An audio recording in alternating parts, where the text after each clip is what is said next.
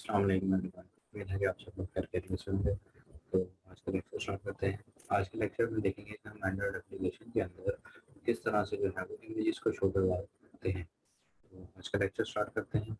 Android के अंदर हमारे पास इमेज को शो करवाने के लिए इमेज व्यू का टैग होता है, जो कि हम यूज़ करते हुए अपनी इमेजेस को जो है वो एंड्रॉयड एप्लीकेशन के अंदर शो करवाते हैं।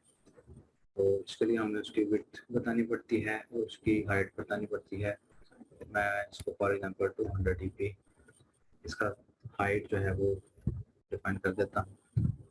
और तीसरा टैग जो है वो इमेज व्यू के लिए हमें यानी कि इमेज को शो करवाने के लिए उसका पाथ या उसका रेफरेंस जो है वो हमें देना पड़ता है, ताकि हमारी जो इमेज है वो हमारी एप्लीकेशन के अंदर शो हो सके। तो इमेज व्यू के अंदर हमारा SRC के नाम से एक टैग होता है, जो कि हमारी इमेज का रेफरेंस इसके अंदर हम पुट करते हैं और हमारी इमेज हमें शो हो जाती है।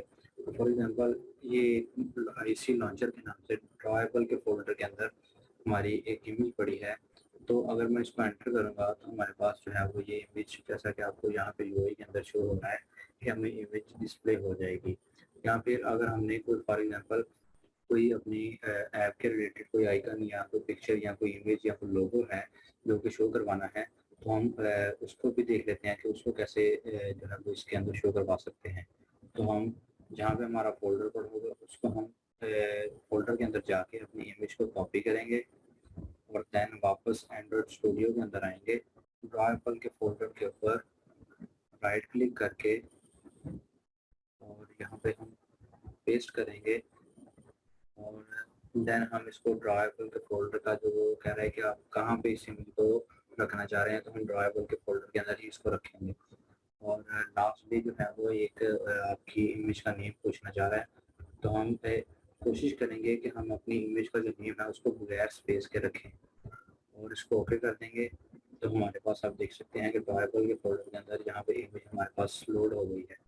अब हमने इसको यहाँ पे सिंपली कॉल करना है और हमारी इमेज जो है वो शो हो जाएगी। फॉर एग्जांपल ऐड ड्रॉएबल, ये देखिए हमारे पास जो है वो नाम शो हो गए। तो मैं इसको एंटर करूँगा तो हमारे पास जो है वो इमेज हमारी जो है वो यूआई के अंदर जो है वो डिस्प्ले हो जाएगी।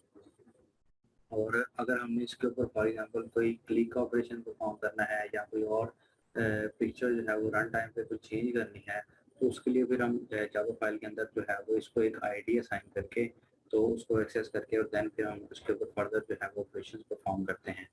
तो नेक्स्ट लेक्चर के अंदर मैं आपको बताऊंगा कि हम किस तरह से किसी यूआरएल से या किसी ऑनलाइन डेटाबेस के जहाँ पे हमारी कोई इमेज स्टोर होगी या किसी सर्वर पे हमारी इमेज पड़ी होगी, तो वहाँ से हम किस तरह से जो है वो इमेज को अपनी एप्लीकेशन के अंदर लोड कर सकते हैं।